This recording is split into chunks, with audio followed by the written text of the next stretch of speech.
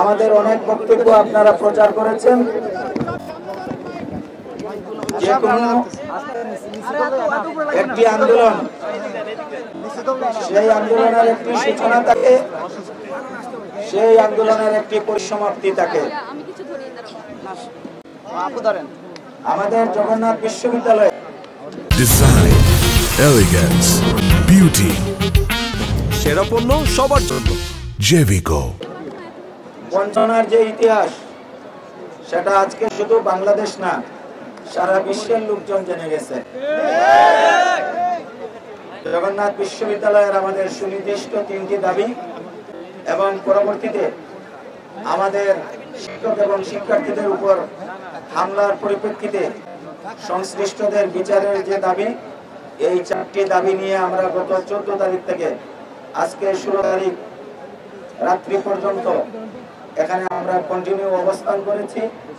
আমাদের অনেক শিক্ষার্থীরা অক্লান্ত পরিশ্রম করেছে, এখানে রাত জেগেছে, না খেয়ে এখানে ধারাবাহিক ঘন্টার পর ঘন্টা বসেছিল।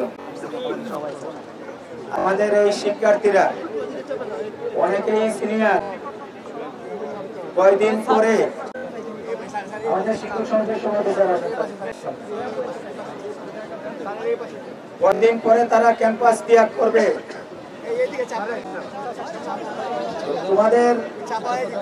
তোমাদের যারা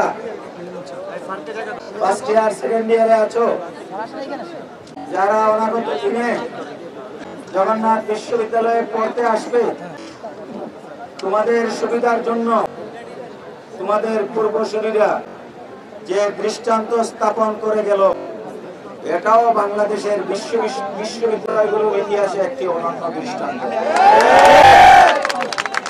আজকে আমি যাদেরকে নাম ডেকে সামনে এনে দাঁড় করিয়েছি, এরা আমাদের জগন্নাথের জাতীয় বীর। আমরা তাদেরকে কখনো ভুলব না। এই আন্দোলনে আমাদের শিক্ষকরা যেভাবে শিক্ষার্থীদের পাশে দাঁড়িয়েছে, এটিও ফ্যাসিবাদ মুক্ত বাংলাদেশের ইতিহাসে একটি অনন্য দৃষ্টান্ত। আমার শিক্ষক সমিতির সংগ্রামী সভাপতি, আমার শ্রদ্ধাভাজন শিক্ষক, যিনি আমার পাশে দাঁড়িয়ে আছেন, উনি নভেম্বরে রিটায়ার্ডে চলে যাবেন। ওনার বয়স 65। এইটা বোঝার কোনো কায়দা ছিল না যেদিন পুলিশ টিয়ার সেল মেরেছিল। উনি চোখের পলকে সেই ব্যারিকেড ডিঙিয়ে পুলিশের কাছে চলে গিয়েছিল। আমরা এইভাবেই জগন্নাথ বিশ্ববিদ্যালয়ের শিক্ষক এবং শিক্ষার্থীদের সেতু বন্ধনকে যতদিন বেঁচে থাকবো ততদিন আমরা টিকিয়ে রাখার চেষ্টা করবো ইনশাআল্লাহ। সম্মানিত মিডিয়া কর্মীবৃন্দ, সম্মানিত সুধীবৃন্দ, আমাদের সুনির্দিষ্ট দাবি নিয়ে গত 2 দিনই বিভিন্ন মন্ত্রণালয়ে বিভিন্ন আলোচনা হয়েছে। আপনাদের মাধ্যমেও আমরা অনেক সংবাদ পেয়েছি। গতকালকে রাত্রে 2:30টার সময় আমাদের প্রতিনিধি দলকে ডাকা হয়েছিল। আমি আমার নেতৃবৃন্দের সাথে কথা বলে সেখানে অ্যাটেন্ড করেছি। সেখানে কিছু বিষয় আমার কাছে অস্পষ্ট ছিল, আমি প্রশ্ন করেছি, আমি সন্তুষ্ট হইতে পারি নাই। আমি সেখান থেকে চলে এসেছি। তখন রাত্রি প্রায় 3টা বাজে। আমি সকালে এখানে দাঁড়িয়ে নো রিটার্ন কর্মসূচি আমি ঘোষণা করেছি। আমাদের এই অনল অবস্থানের কারণে সরকার আজকে শুক্রবার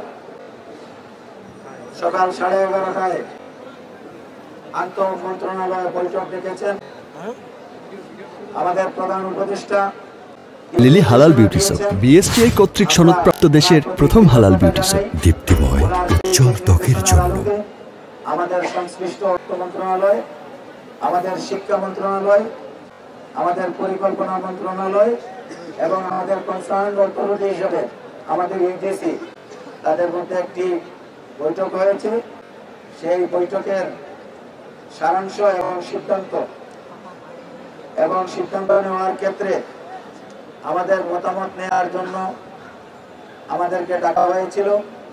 আমরা সেখানে 3 জন গিয়েছিলাম, সেখানে বিস্তৃত আলোচনা হয়েছে এবং আমরা আমাদের দাবিগুলোকে সেখানে স্পষ্টভাবে উপস্থাপন করেছি। বাংলাদেশে অনেক বিশ্ববিদ্যালয় আছে, মঞ্জুরি কমিশনকে সকল বিশ্ববিদ্যালয়ে দেখতে হয়, এটা আমরা জানি। আমরা তাদেরকে বোঝাতে সক্ষম হয়েছি অন্য 20-30টি বিশ্ববিদ্যালয় আর জগন্নাথ বিশ্ববিদ্যালয় এক নয়। সুতরাং আমাদের নিট বেসিস যে দাবি ছিল, সেই দাবির প্রতি সরকার সহমত পোষণ করেছেন এবং শুধু সহমত নয়, আমরা অতীতে করছি, করব, হবে, এটা বহু দেখেছি। আমরা এটাতে বিশ্বাস করি নাই এবং করিও না। বাস্তবিক করতে আমাদের দাবির বাস্তবিক প্রতিফলন সেটা আমরা ঘটাতে সক্ষম হয়েছি আলহামদুলিল্লাহ। এবং আমাদের যে দাবিগুলো ছিল, আমাদের প্রত্যেকটি দাবি আলহামদুলিল্লাহ পূরণ হয়েছে। এটা জগন্নাথ বিশ্ববিদ্যালয়ের জন্য যারা এই আন্দোলনটি করে এটি আদায় করলেন, ইতিহাসের পাতায় আমরা তাদেরকে জাতীয় বীরের মর্যাদা দিতে চাই ইনশাআল্লাহ।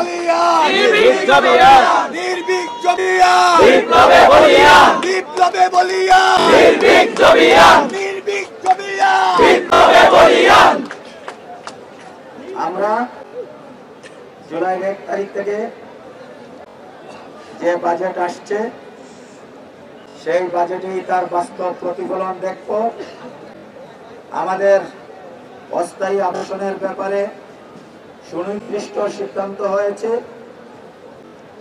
আমাদের আরো যে সমস্ত দাবি ছিল, আমাদের দ্বিতীয় ক্যাম্পাসের প্রায়োরিটি বেসিস কাজের অগ্রগতি এবং কাজের অন্তর্ভুক্তি সরকারের প্রকল্পে, তার চেয়েও আমরা ইনশাআল্লাহ একটু বেশি অগ্রসর হয়েছি, সেটুকুই বলবো।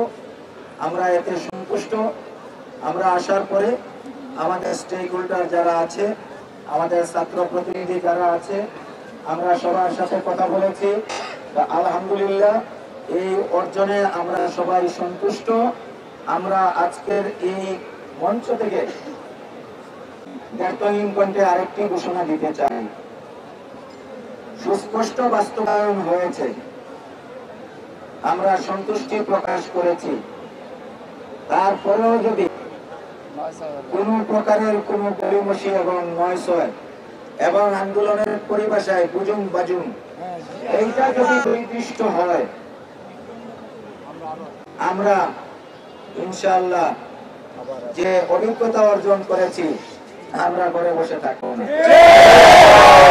আর এর ধারাবাহিকতা, এর পরবর্তীতে যত বাজেট প্রণীত হবে সবগুলাতে ধারাবাহিকভাবে যেন পূর্ণ থাকে এবং সেটা থাকবে, আমরা সেই দাবি জানিয়ে এসেছি এবং আমাদেরকে সেটাও আশ্বস্ত করা হয়েছে।